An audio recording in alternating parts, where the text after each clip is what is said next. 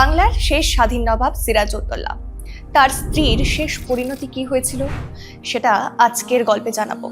আপনারা সকলেই জানেন সিরাজউদ্দৌলা, আমরা গল্পে পড়েছি, ইতিহাসে পড়েছি, তার সেই মর্মান্তিক ইতিহাস আমরা সকলেই জানি। এবং মির্জাফরের ঘটনা, সেটাও যে এর সাথে কতটা জড়িত এবং কতটা দায়ী সেটাও কিন্তু আমরা জানি। এবং প্রায়শই আমরা একটা কথা বলি, নিজেদের খুব কাছের মানুষ যখন ধোঁকা দেয় বা ভালো ব্যবহার করে না বা বিভিন্ন কারণবশত আমরা তাকে মির্জাফর বলে থাকি। আপনারা সেটাও জানেন এবং হয়তো আপনারাও বলে থাকেন। তাহলে আসবো আজকের সেই ঘটনায় যে সিরাজের সাথে তার স্ত্রী, অবশ্যই দ্বিতীয় স্ত্রী নিয়েই কথা হচ্ছে, লুৎফান্নেসা। এই নামটাও আপনারা সকলেই জানেন এবং বিভিন্ন চলচ্চিত্রেও দেখেছেন। তাহলে বলি যে তার সেই দ্বিতীয় স্ত্রী লুৎফান্নেসার শেষ পরিণতি কি হয়েছিল। আমরা জানি যে বিশ্বাসঘাতকেরা সিরাজউদ্দৌলার সমস্ত আত্মীয় নিজেদের লোককে মেরে ফেলেছিল এবং শেষ পর্যন্ত কিন্তু বেঁচে ছিল শুধুমাত্র লুৎফান্নেসা এবং সিরাজের প্রথম সন্তান। কারণ দ্বিতীয় স্ত্রী এই কারণে, তার আগে কিন্তু তার আরেকটি স্ত্রী ছিল এবং লুৎফান্নেসা হলো তার দ্বিতীয় স্ত্রী। এবং লুৎফান্নেসার গর্ভেই জন্মেছিল সিরাজের উত্তরসূরি বা বংশধর। এবং তার সঙ্গে সিরাজের সম্পর্ক ছিল অত্যন্ত গভীর এবং সিরাজ তাকে সব থেকে বেশি ভালোবাসত। বলে রাখবো, এই লুৎফান্নেসা তিনি ছিলেন সিরাজের মায়ের পরিচারিকা, হিন্দু পরিচারিকা। লুৎফান্নেসা একজন হিন্দু ছিল এবং তিনি তার পরিচারিকা হিসেবেই সেখানকার নিয়োজিত ছিল। কিন্তু তার সৌন্দর্য, তার ভালো ব্যবহার রীতিমতো সেই বিষয় সকলকে আকৃষ্ট করত। এবং সিরাজের মা আমিনা বেগম কিন্তু লুৎফান্নেসাকে সিরাজের জন্য অর্থাৎ সিরাজের সেবায় নিয়োজিত করে এবং সেই দায়িত্বই একসময় লুৎফান্নেসা পালন করত।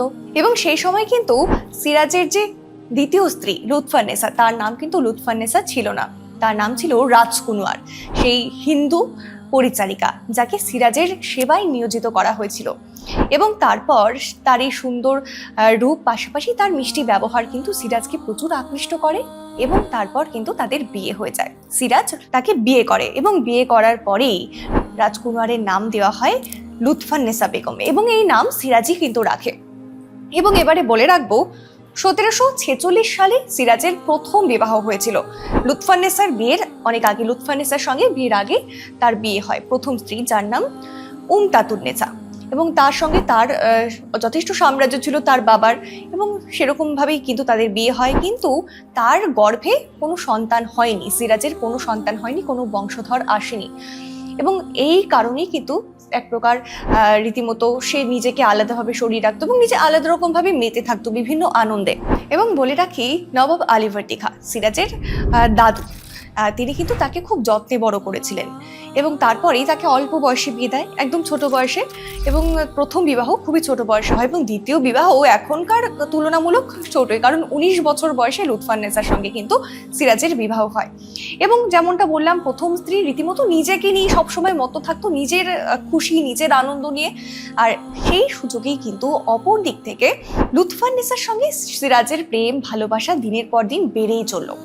এবং যদিও এই বিষয়টাতে খুব একটা প্রথম স্ত্রীর কোনো সমস্যা ছিল না, সে নিজেকে নিয়ে যেহেতু ব্যস্ত থাকতো। এবং ঠিক সেই সময় কিন্তু তার গর্ভে অর্থাৎ লুৎফান্নেসার গর্ভে সিরাজের প্রথম সন্তান আসে এবং সেই প্রথম সন্তানের নাম হয় জহুরি।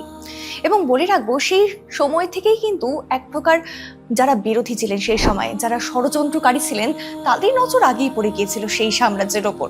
এবং সিরাজ সেটা বুঝতে পেরে একদিন নিজের রাজ্যে ফিরে সে চিন্তা ভাবনা করলো যে সেখান থেকে পালিয়ে যাবে।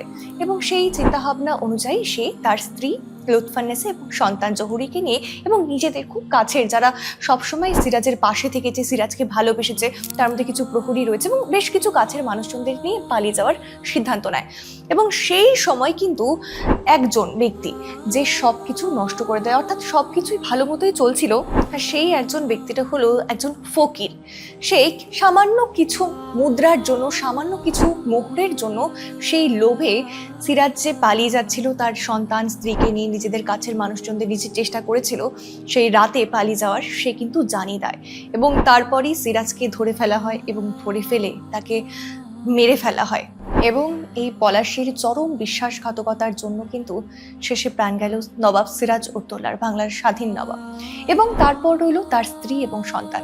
যদিও ইংরেজদের তরফে তৎকালীন সময় তাদের একটা ভাতা দেওয়া হতো, তবে খুব খারাপভাবেই তাদের সময় কাটিয়েছে তারা, অর্থাৎ লুৎফুন্নেসা বেগম এবং তার সন্তান জোহরি। এবং এক প্রকার আজও বলা যায় যে ইতিহাসে উপেক্ষিত হয়েই রয়েছে তারা, তাদের খোঁজ কিন্তু কেউ করে না। এবং তার মারা যাওয়ার পর, অর্থাৎ সিরাজের মারা যাওয়ার পর সিরাজের কবরের পাশেই দিন কাটাতো লুৎফুন্নেসা। সেখানে একটি কুঁড়ে ঘর বানিয়ে সেখানেই এক প্রকার সারা জীবনই কাটিয়ে দিয়েছিল মৃত্যুর আগ পর্যন্ত। এবং সিরাজের মারা যাওয়ার পরপরই কিন্তু অন্যদিকে আবার মীর জাফর এবং তার সন্তান লুৎফুন্নেসাকে তার রূপ দেখে বিবাহের প্রস্তাব দিয়েছিল। কিন্তু রীতিমতো লুৎফুন্নেসার একটা উত্তর, যেটা একদম অবাক করা, একটু অন্যরকম বেশ, যে একবার ঘোড়ার পিঠে উঠে আর হাতির পিঠে উঠবো না, এরকম একটা তিনি মন্তব্য করেছিলেন। এবং সিরাজের জন্যই সিরাজের কবরের পাশেই সারাটা জীবন তিনি অতিবাহিত করেছেন।